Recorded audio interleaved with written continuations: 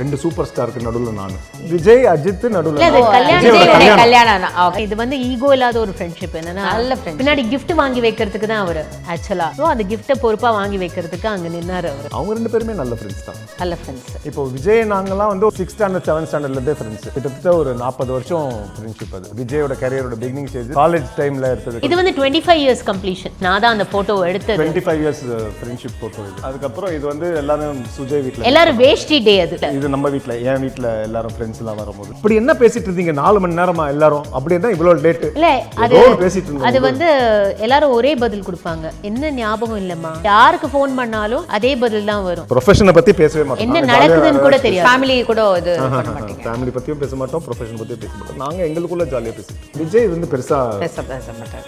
ஒரே வாட்டி தான் திட்டினா, அது இவளோட சண்டை போட்டதுக்கு. அதுக்கப்புறம் வந்து விஜய் பெருசா வந்து அட்வைஸும் பண்ண மாட்டான், திட்டவும் மாட்டான். இவளோட சண்டை போட்டதுக்கு ஒரு வாட்டி என்ன திட்டிருக்கான்.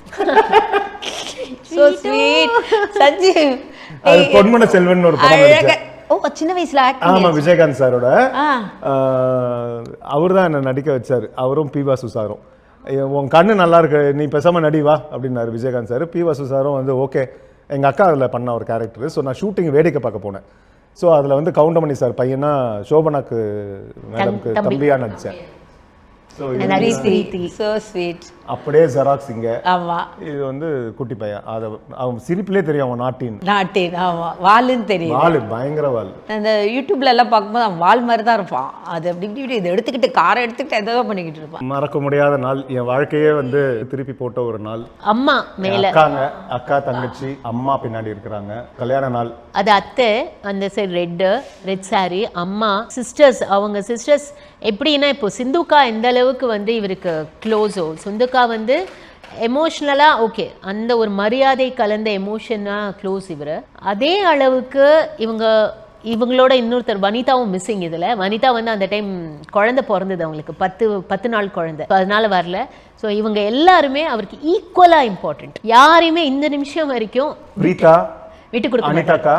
ஸ்ரீதேவி வந்து இப்போ ஸ்ரீதேவிங்கிறார், பாப்பான் தான் கூப்பிடுவாரு. ஆனால் அந்த 4 பேரும் ஈக்குவலி இம்பார்ட்டன்ட். இன்னுமே 4 பேர். இன்னொரு அக்கா இருக்கா, கவிதா அக்கா இருக்காங்க. எல்லாரோடையும் இன்னும் ப்ராப்பர் டச்சில் அண்ட் எல்லாரையும் ஈக்குவலாக பார்க்குற மறக்க முடியாத நாள். இதுக்கப்புறம் தான் நான் அந்த அக்னியை சுத்தும் போது அந்த பையன் கூடவே நடந்தவன் தான். தாலி கட்டியாச்சு. இது பிரீத்தி. ஆமா, பிரீத்தி எங்க இருக்க? இதோ இந்த லாஸ்ட். ஓ சோ ஸ்வீட். டாம் பாய் ஹேர்கட். NCC ல இருந்தா. So it actually 9th grade la. எந்த ஸ்கூல்? சங்கரா சீனியர்ல 9th grade la. அது அவ்வளோ இயர்ஸ் வந்து NCC ல பொறுத்த வரைக்கும் நான் கேப்டன். என்னோட டீமுக்கு நான் கேப்டன். அதான் நீங்க கப் வச்சிருக்கீங்க கையில. ஆமா, அது வந்து டான்ஸ்கா வாங்கினது. மெயின் கப்பா என் பக்கத்துல நடுவுல இருக்கா. நான் வந்து தோனி மாதிரி என்னோட கப்பை நானே வச்சுக்க மாட்டேன், பக்கத்துல கொடுத்துருவேன்.